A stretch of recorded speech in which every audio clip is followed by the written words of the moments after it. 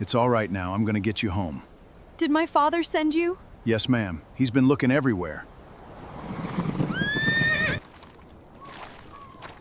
Please, don't let him take me. The Arizona You step Shadows, no further, ma'am. historical true crime documentary. A breathtaking, sweeping drone shot over the sun-scorched deserts of 1880s Arizona. The color grading is deep, moody, and cinematic, rich ambers and deep shadows. The camera pushes slowly toward a weathered, dilapidated stable standing alone against the desolate landscape. The sound of wind howling softly in the background. The stable door was already closed when Arthur Vance stepped inside. And for one terrible second, it looked like he was the reason it had been shut. Inside the stable, dust motes float in the harsh shafts of sunlight slicing through the wooden boards. In the darkest corner, the camera focuses on a figure. A young girl sat on the straw with her knees pulled tight to her chest, wearing nothing but a torn, filthy shirt that barely covered her thighs. Sunlight cut through the cracks in the boards and landed across her bare legs, showing bruises and shades of yellow and purple that hadn't had time to fade. She flinched when Arthur's shadow fell over her as if she expected the next blow to come from him. Close up on Arthur Vance's weathered face. He reaches up slowly, deliberate in his movements. Arthur removed his hat slowly, careful not to startle her. He noticed the door latch first. It had been fastened from the outside. He noticed the iron ring bolted into the wall next and the short length of chain lying in the straw. Then he saw the marks on her wrist. She tried to speak, failed, swallowed, and forced the words out in a cracked whisper. "My father." 3 times a day. Her eyes flicked toward a wooden post beside her. 3 shallow cuts had been carved into it with a knife. Not random scratches, 3 marks, evenly spaced. Morning, midday, night. She didn't cry. He drinks. Then he comes and he locks the door. The camera pans across archival-style tintype photographs of the Oriental Saloon. Smoke, shadowy figures holding cards, a whiskey glass slamming onto a wooden table. The heat inside the stable felt thicker than the air outside. Arthur felt something shift in his chest that had nothing to do with anger and everything to do with shame. He had known Thomas Blackwood for years, a small-time horse trader with a taste for whiskey and cards at the Oriental Saloon in Tombstone. Thomas had told him his daughter was sickly and unstable. Folks in town said his debts were getting loud, and a girl's name on a deed could quiet them. What Arthur saw in that stall was neither sickness nor madness. It was control. A close-up of the girl's terrified eyes, staring up from the straw. The camera dollies back slowly, emphasizing her isolation. The girl's name was Eleanor Blackwood, 18, old enough to know her own mind. But in Cochise County, an unmarried daughter still lived under a father's long shadow. And she watched Arthur the way a trapped animal watches a man holding a rope, just waiting to see which side of the rope he stood on outside. Boots crunched on gravel. Thomas Blackwood was coming back from the well. Quick, suspenseful montage. A heavy boot crushing gravel. The sloshing of water in a wooden bucket. The tension in Arthur's jaw tightening. If Arthur walked away now, Eleanor would count 3 more marks before the day was over. If he stepped between father and daughter, he would be stepping into a fight that Tombstone law might not see his way. Arthur had seen a drunk man ruin a home once before, and he'd hated himself for staying quiet. He wasn't about to do that again. So, here's the question that still hangs over that summer afternoon. When a man finds a girl locked in a stable by her own father, does he follow the law or does he break it? Low-angle shot outside the stable. Thomas Blackwood stands there, wiping his mouth. The lighting is stark, casting half his face in deep shadow. Thomas Blackwood stopped 3 steps from the stable door when he saw Arthur standing there. Thomas set his bucket down so he smiled, but it didn't reach his eyes. "She gets dramatic in the heat," he said, wiping his mouth with the back of his hand. "Girl's got a wild streak." Arthur didn't answer right away. He stepped just enough to block the view into the stall. Not aggressive, just firm. "She's locked in," Arthur said. Thomas shrugged like it was nothing. "She runs off. I keep her close. That's called raising a child." Eleanor didn't move, didn't cry, didn't defend herself. Arthur had come for a bay gelding and found a girl instead. He spoke calm, the way men do when they're about to test another man's temper. "I'll take the gelding," Arthur said. "And I'll hire her for the drive back to my ranch. Need an extra pair of hands. I'll pay fair." Handheld, shaky camera movement reflecting sudden violence. Dust kicks up in the stable. Thomas's smile thinned. "She ain't for hire. She ain't livestock either, Arthur replied. That did it. Thomas lunged. No warning, just whiskey breath and fists. The first punch caught Arthur in the shoulder. The second never landed. He wasn't quick like a young gun, but he was steady. He caught Thomas by the shirt, drove him back into the stable wall, and the whole place shook with the impact. A horse kicked inside its stall. Dust filled the air. Thomas swung wild. Arthur kept it tight. One solid hit to the ribs. One shove that sent Thomas stumbling into a feed barrel.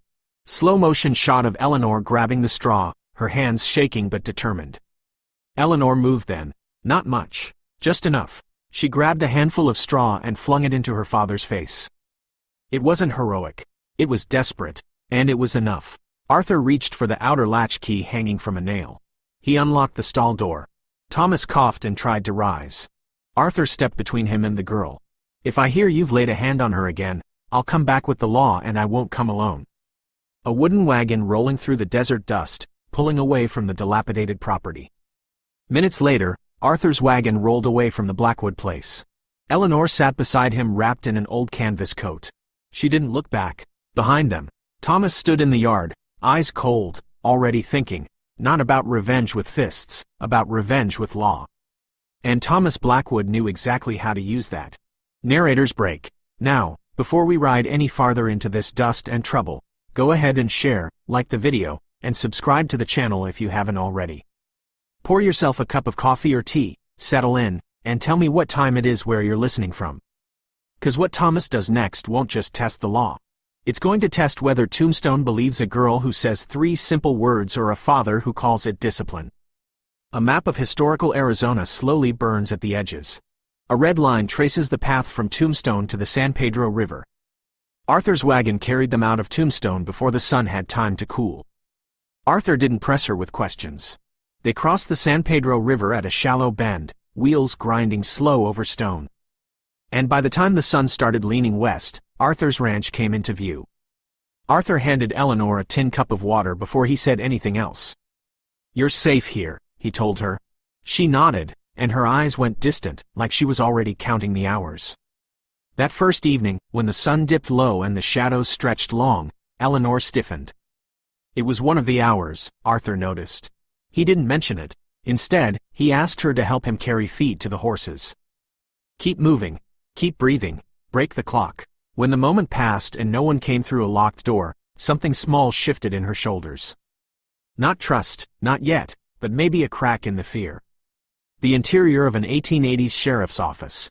A man with a badge sits with his boots up on a heavily scarred wooden desk. The next morning, Arthur rode into Tombstone and stopped by the sheriff's office. James Miller was inside, boots on his desk, hat tipped back. James listened without interrupting. Locked stall, marks on wrists. 3 times a day, James rubbed his jaw slow. "You stepped into something," he said. "I know," Arthur replied. James leaned forward then, voice low. "Thomas filed a complaint this morning. Says you kidnapped his daughter and men at the Oriental Saloon owed him favors." There it was. Not a fist, paper, law. Thomas hadn't chased them down the road. He'd gone straight to town. Straight to the badge. James wasn't accusing, but he wasn't smiling either.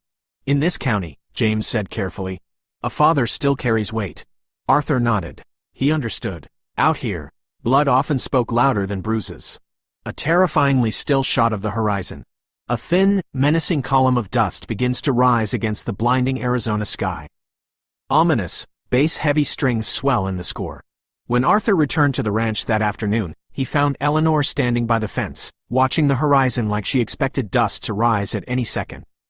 But she must have felt it in the air because just before sunset, she said something that made Arthur's stomach tighten. "He won't stop," she whispered. And in the distance, far down the road leading from Tombstone, a thin line of dust had begun to climb into the summer sky. The dust line grew thicker as it came up the road. Eleanor saw it before Arthur said a word. She didn't panic. That was the strange part. She just went still, like someone who had spent years learning there was no use running. Arthur stepped off the porch and rested one hand on the fence rail. He counted 3 riders. Thomas in front, 2 men behind him from town. Both the kind who spent more time leaning on saloon walls than working honest fences. No badge in sight. Not yet. The horses violently pulled to a halt, kicking up clouds of dirt. The standoff begins. They pulled up hard in the yard. Thomas swung down from his saddle, eyes bright and mean. "You got something that belongs to me," he called out. Arthur didn't raise his voice. "She ain't a saddle." One of the other men spat in the dirt. "This don't need to be ugly," he said, though it already was. Eleanor stepped out onto the porch. She stayed behind Arthur, but she didn't hide. That mattered. Thomas saw it, too. For a moment, his mask slipped. Not anger, control. The kind of man loses when the person he's been breaking stops bending. "You think he'll keep you?" Thomas snapped at her. "You think this old rancher wants your trouble?" Arthur didn't look back at Eleanor. He kept his eyes on Thomas. "You filed a complaint," Arthur said evenly. "Sheriff knows where she is. We can ride into Tombstone and settle it proper. Fast cuts. Violent, chaotic framing. The crunch of bone." Thomas laughed. "Settle it here," he said, and stepped forward. It happened fast. A shove, a swing. One of the hired men tried to circle wide toward the porch. Arthur moved first. He drove his shoulder into Thomas, sending both of them into the dust. No gunfire, just fists and breath and grit between teeth. Thomas fought wild, angry, desperate. Arthur fought steady. One clean punch split Thomas's lip. Another knocked him flat on his back. The second man backed off when Eleanor grabbed a fence post and shouted for them to stop. Shouting strong. And that changed something. Close up on Thomas bleeding in the dirt, breathing heavily, eyes darting in panic as his secret spills out. Thomas lay there, staring up at the sky, chest heaving. "You don't understand," he muttered. Blood at the corner of his mouth. "She signed it." Arthur froze. "Signed what?" Thomas's eyes flicked toward Eleanor. Too late. A crack in the story. A mistake. The other two riders exchanged a look. Now it wasn't just about a runaway daughter. It was about paper, about something written down. Thomas pushed himself up, wiping blood with the back of his hand. "This ain't over," he said, voice low now. "You want law? Fine. Let's bring it to town." He mounted up without another word. The three riders turned back toward Tombstone. Dust rising behind them again. Eleanor stepped down from the porch slowly. "He made me sign something," she said barely above a whisper. And for the first time, Arthur understood this wasn't just about 3 beatings a day. It was about land. And land in Arizona could start wars that fists never could. The interior of the Tombstone Sheriff's Office. A heavy piece of parchment paper is slammed onto the desk. Historical reenactment footage of a pen scratching out a signature. The next morning, Tombstone felt different. Not louder, not rougher, just heavier. Thomas stood inside the sheriff's office with dried blood on his collar and pride still clinging to his voice. Eleanor stood a few feet away, hands steady at her sides. Arthur didn't speak for her. He stood beside her. That was enough. James Miller laid the paper on his desk. A transfer of land. Her late mother's small piece of property along the San Pedro River. Signed, but signed under fear. Signed by a girl who had been locked in a stall 3 times a day until she stopped arguing. Thomas tried to call it family business. James cut him off. "This isn't raising a child," he said. "This is a locked stall in a chain." Tight shot on Eleanor. She lifts her head. The lighting catches a newfound strength in her eyes. James looked at Eleanor. "Did you sign it freely?" She lifted her chin. "No." One word, clear. No shaking, no tears. Thomas was taken into custody for assault and for holding her against her will while the deed was set aside for review. By sundown, the story had ridden past Tombstone from saloons to church steps. And folks argued over it clear out to the next county. The screen fades to a black and white portrait of a resolute woman standing outside an Arizona ranch. The haunting, emotional score reaches its peak. Now listen close. Out here in 1880s Arizona, the law wasn't always fair. And even today, it still depends on men and women willing to stand up when it would be easier to stay quiet. If there's a lesson in that summer dust, it's this. Sometimes the clock that controls your life isn't time, it's fear. And fear only keeps its power when no one challenges it. So, let me ask you, where in your life are you still counting marks on a post? What habit? What voice? What memory? What person? And what would happen if today you chose to stand steady, even if your voice is only 1 word strong? If this story moved you, take a second to share, like the video, and subscribe to the channel. Leave a comment and tell me what part stayed with you. Tell me what time it is where you're listening and what state or country you call home. Every story shared here is gathered and retold with care. Some details are adjusted to deepen the lesson and bring clearer meaning. If this kind of storytelling isn't for you, that's all right. Rest well tonight and take care of your health. But if it spoke to you, stay with us. There are more stories like this, and maybe the next one will be the one that helps you stop a clock of your own.